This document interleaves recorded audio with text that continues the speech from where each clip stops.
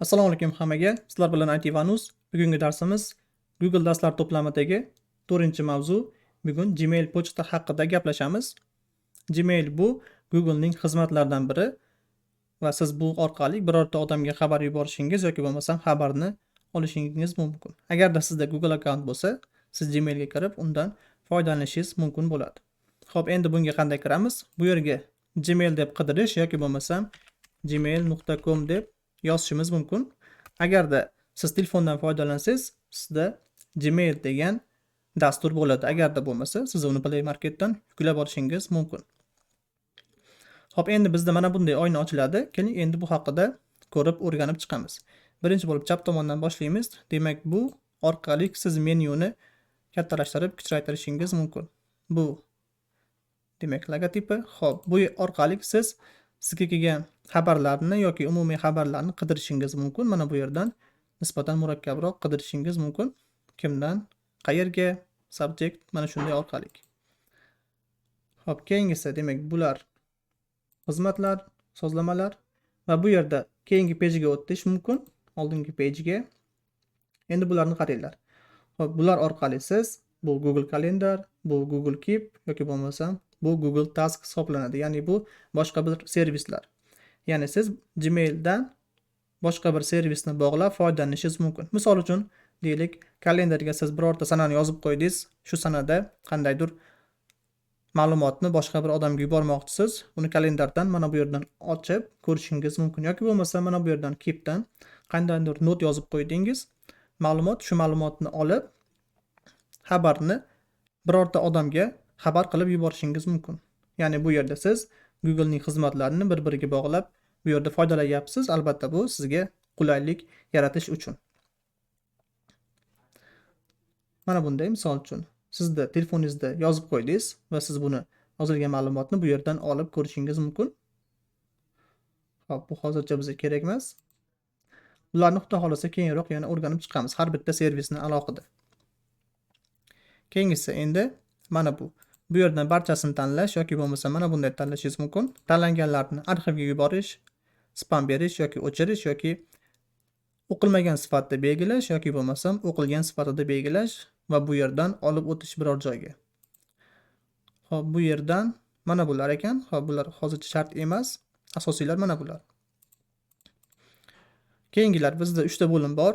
Primary, Promotions, Social. Bu yerda asosiy xabarlar, kelgan xabarlar, bu yerda promotion orqali kelgan xabarlar, bu yerda ijtimoiy tarmoqdan kelgan xabarlar. Misol uchun Facebook, LinkedIn yoki bo'lmasam boshqa joydan kelgan xabarlarni bu yerda ko'rishingiz mumkin. Endi mana bu orqali siz buni belgilab qo'yishingiz mumkin. Ya'ni bu sizga qandaydir muhim xabar bo'lsa, siz buni belgilab qo'yasiz, esingizdan chiqarmaslik uchun va bu belgilangan xabarlar mana bu yerda ko'rinadi. Mana bu yerda ko'rinadi. Agar kerak emas bo'lsa, olib tashlaysiz va qayta ko'rinmaydi. Endi bu yoqqa o'tadigan bo'lsak, bu yerda arxivga yuborish, tepada ko'rindik, o'chirish va o'qilmagan sifatida belgilash. Endi bu yerda snooze'ga olib qo'yasiz. Ya'ni bu siz uchun nima kerak?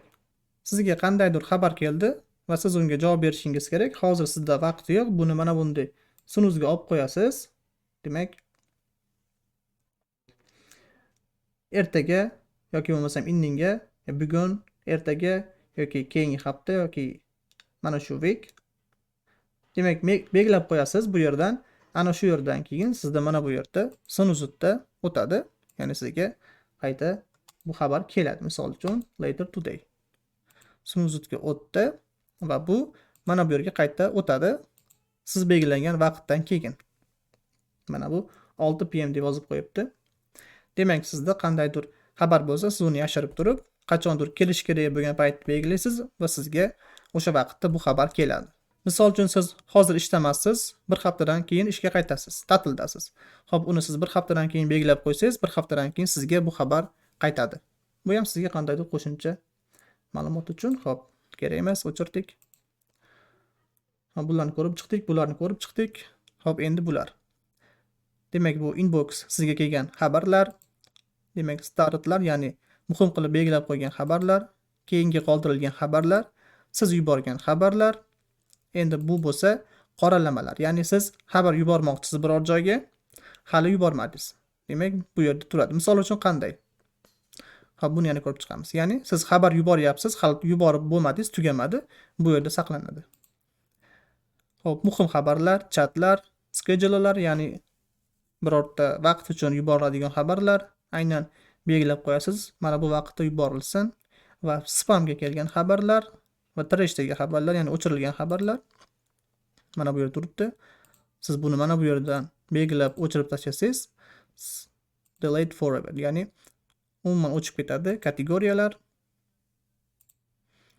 va mana buni sozlash. Mana bu labellarni sozlash. Ko'rinish, o'chirib tashlash yoki bo'lmasam ko'rinmaslik qilib belgilab qo'yishingiz mumkin. Ko'rinish yoki ko'rinmaslik o'chirib tashlash bu yerda yo'q ekan. General orqali yoki bo'lmasam inboxlarni mana bu yerdan qo'shimcha sozlab olishingiz mumkin. Tushunarliga, demak sizga xabar keldi. Siz buni mana bunday filtrlab yoki bo'lmasam biror joyga olib qo'yishingiz mumkin. Agarda xabar o'qimoqchisiz, demak mana bu xabarni misol uchun o'qidingiz. Bu yerda aytilyaptiki, sizga yuborilgan rasm ko'rsatilmayapti. Bu narsa sizning xavfsizligingiz uchun. Agarda rasmda qandaydir virus bo'lsa, mana bu narsaga bizga yordam beradi. Agarda ishonchli manba bo'lsa, rasmni ko'rsat qilasiz yoki bo'lmasam bu qandaydir boshqa rasmdan boshqa dasturlar uchun ham ishlaydi yoki bo'lmasam spamga yuborasiz. Ya'ni bu qandaydir men uchun ishonchsiz yoki bo'lmasam xavfli deb belgilashingiz mumkin. Endi sizga xabar keldi va xabarni qayta yubormoqchisiz. Buning uchun mana bunga bosasiz va reply bosasiz. Reply orqali siz mana bunga xabarga javob yozasiz. Yoki forward orqali yuborasiz. Demak, filtrlar, printlar, o'chirishlar, bloklar, ya'ni mana bu blok sizga mana bu yerdan xabar boshqa kelmasligi uchun spam qilib belgilash, ya'ni spam yuborish. Hop, yuklab olish. Demak, bularni ko'rdik. Hop, bu xabarning originalni ko'rinish. Originalda misol uchun taglar bo'lishi mumkin yoki bo'lmasam HTML kod ko'rinishda sizga ko'rsatib beriladi tarjima qilish. Yuklab olish xabarni. Hop, reply orqali siz mana bu yerga, mana shu enderga yuboryapsiz. Bu yerga matn yozasiz va send bosasiz. Bo'ldi. Tushunarliga? Hop. Delete ni bosamiz va chiqamiz. Menimcha mana bularni tushunib oldik. Sizga kelgan xabarlarni ko'rish, qayta javob yuborish, filtrlash va mana bu bo'limlarni, eng asosiysi endi xabar yuborishni ko'rib chiqamiz. Siz mana bu Compose orqali xabar yuborasiz. Xo'p. Kimga xabar yubormoqchisiz? Bu yerga pochtani belgilaysiz. Misol uchun Aziz Umarov kuchukcha gmail.com enter. Va bitta odam bo'lsa mana bu qoladi. Agarda sizda boshqa bir odam bo'lsa, misol uchun birorta odam bo'lsa, ularni ham qo'shishingiz mumkin. Test kuchukcha, aynan Gmail bo'lishi shart emas. Boshqa bir, misol uchun yandex.ru ham bo'lishi mumkin, misol uchun. Endi bu yerga mavzusi ish haqida. Misol uchun ish haqida bu yerga ma'lumot yozasiz. Ish haqida qandaydir ma'lumot. Enter. Endi mana buni bosish orqali yuborasiz. Bu yerda mana bunga qandaydir misol uchun shriftlarni o'zgartirasiz.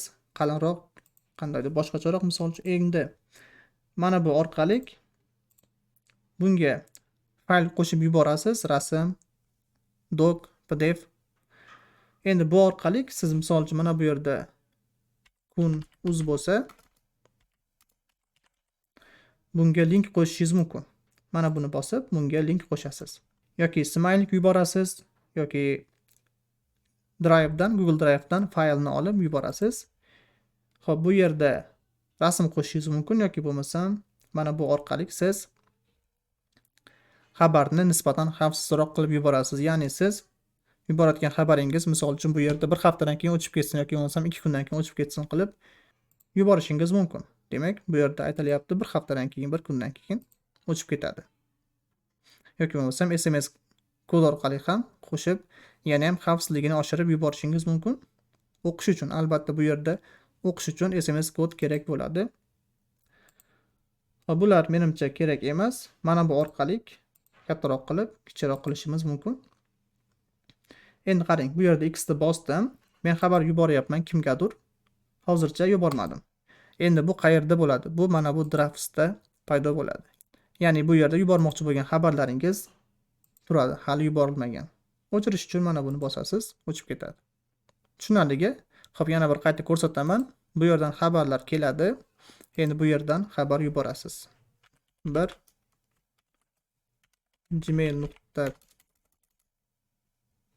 gmail.com bu yerga mavzuni yozasiz.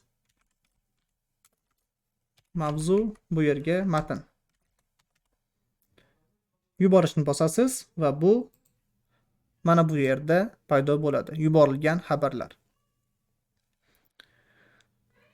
Menimcha Gmail bo'yicha qisqacha o'rganib chiqdik. Bugunga shulardan iborat edi. Hammaga rahmat, sog' bo'linglar.